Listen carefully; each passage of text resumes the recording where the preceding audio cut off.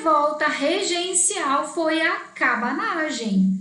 A violenta cabanagem, ocorrida no Pará de 1835 a 1840, essa durou um pouco mais e matou um pouco mais, cerca de 40 mil vítimas fez essa revolta regencial. Vamos lá, minha dica de ouro para qualquer revolta regencial é o nome. Se você se conseguir associar o nome, lembrar por que tem esse nome, certamente vai ficar mais fácil na hora do vestibular, na hora de encarar uma questão sobre essa revolta.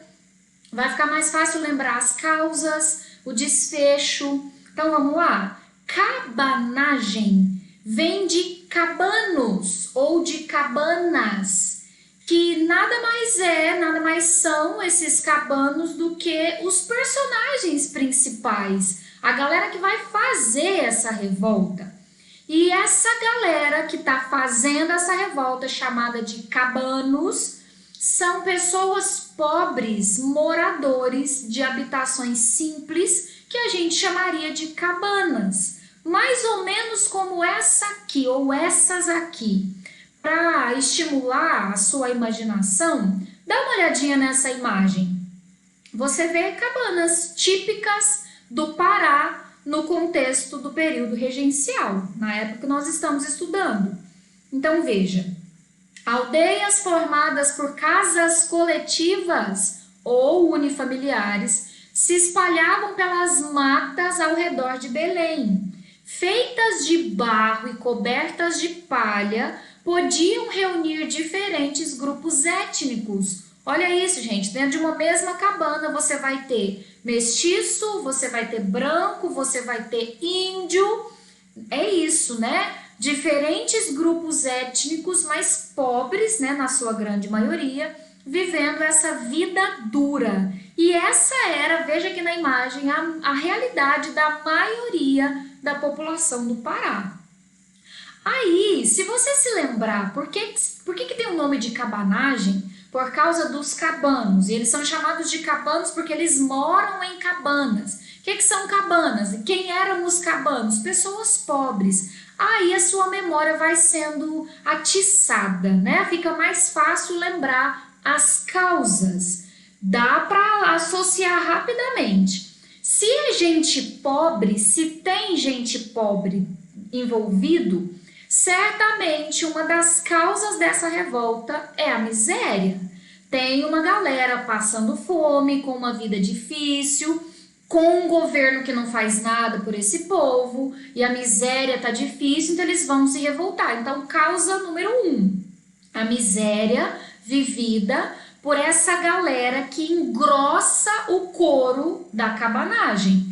A maioria dos participantes da cabanagem são pessoas pobres. Mas vem comigo que tem um detalhe que você não pode deixar passar para não ser pego num vestibular, num concurso. Vamos lá? Tem gente rica participando na cabanagem? Tem. Os pobres fazem a maioria, os pobres vão botar a mão na massa, os pobres vão para o combate. Mas na hora de administrar, de discutir, de fazer política ou até de reclamar da política, especificamente do governo da província do Pará, aí eu tenho a presença, a participação de fazendeiros. Sim, e não só alguns fazendeiros do Pará, até alguns religiosos. O bispo do Pará, um cara que tinha uma grande... um cargo importante dentro da Igreja Católica, está apoiando essa revolta. E por que estariam esses fazendeiros e religiosos apoiando a cabanagem? O governo provincial não agradava a esses fazendeiros e esses religiosos. Como assim, Jeane? O governo provincial era nomeado pela regência. Então, a regência designava o senhor fulano de tal será o governante, né, governador da província do Pará. O então nomeado senhor Lobo de Souza não agradava a esses fazendeiros. Esses fazendeiros consideravam esse Lobo de Souza autoritário, centralizador, conservador, e esses fazendeiros do Pará estão com vontade de eles mesmos poderem escolher o seu governador. Se você se lembra dos traços políticos do período regencial, você está entendendo muito bem. O debate principal lá no período regencial, na política inteira do período regencial, não é exatamente entre liberais, que querem tomar decisões, que querem autonomia, contra conservadores, que acham que não tem que dar liberdade para ninguém, não tem que botar decisão na mão de ninguém, que a decisão é o poder central que toma. Veja os efeitos desse debate político. Esse debate político chegou no Pará. A elite do Pará, os fazendeiros do Pará, os religiosos do Pará são liberais e estão querendo autonomia para poder escolher o próprio governador, mas a regência não vai deixar. Aí vai vir a briga. Então veja, vai juntar a fome de um lado com a vontade de comer de outro. Eu tenho um grupo grande de pessoas pobres, os cabanos, reclamando de um governo que não faz nada por eles e eles estão morrendo na miséria. E eu tenho uma pequena parte de participantes ricos, fazendeiros, insatisfeitos com esse governo provincial, com vontade de escolher o próprio governador deles. Vai dar certo, vai juntar uma coisa com a outra. Mas deixa eu já te contar uma coisa aqui. Os cabanos são definidos assim. Eles eram bons de combate, mas não eram bons de negociação e de administração e de política. É muita gente pobre, que põe a mão na massa, que dá conta do recado no combate, né? No vamos ver, mas na hora de assumir o poder e de fazer coisas mais políticas, né? Mais administrativas, aí eles não têm uma competência, um acordo, uma negociação tão perfeita quanto o combate. Então veja o que vai acontecer. Primeiro vamos para os objetivos. Qual que é a vontade deles? Isso aqui é a causa da revolta. Mas o que eles querem então? Eles querem melhorias sociais, claro, né? Tem gente pobre participando, então eles querem que esse governo faça alguma coisa por eles. Eles queriam separar da regência, sai daqui, regências, a gente não obedece vocês, a gente vai ter o nosso próprio país, que vai ser uma república, que vai ter um presidente e todos nós vamos votar, mesmo os pobres, o voto seria universal.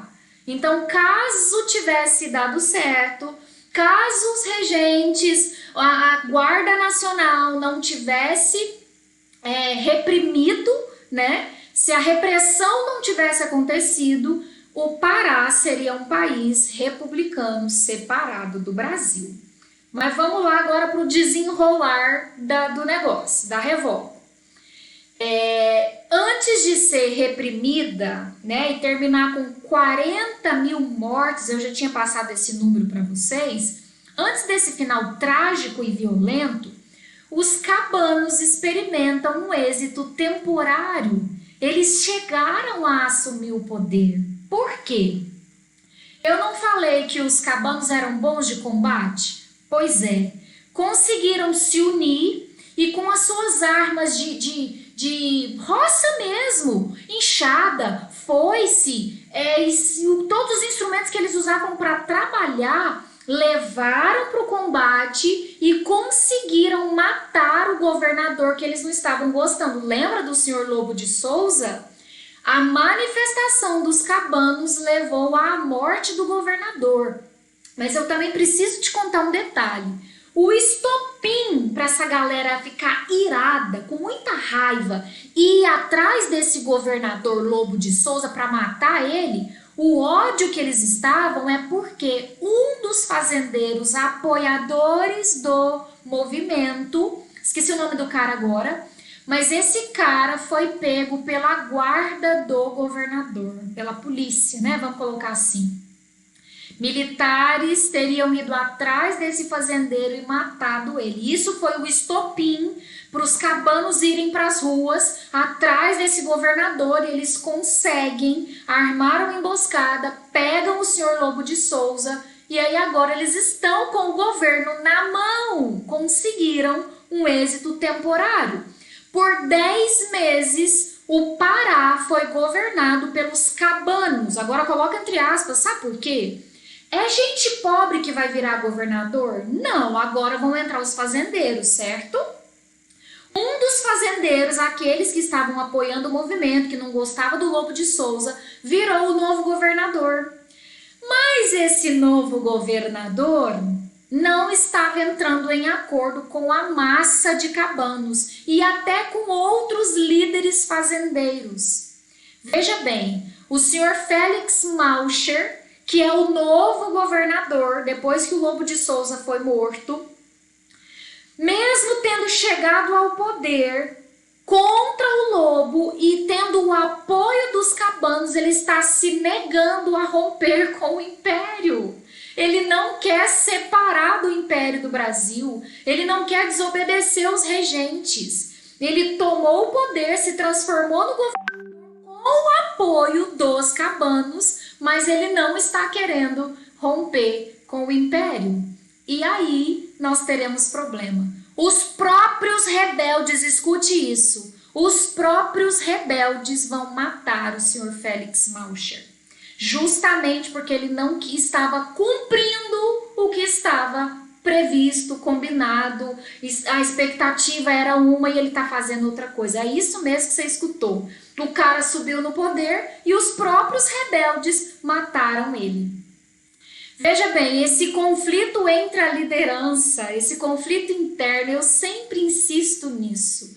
Quando um time está abalado e desunido dentro, o outro time se fortalece e aí a vitória vai para o outro time. Então esse conflito interno entre o Félix e os cabanos e os outros fazendeiros acabou sendo a brecha para a Guarda Nacional, para a regência vir com a repressão e vencer os cabanos. 40 mil mortes. Depois desse ligeiro enfraquecimento, esse desentendimento interno, aí a repressão aconteceu. Acabou a cabanagem. Essa foi mais uma das revoltas regenciais.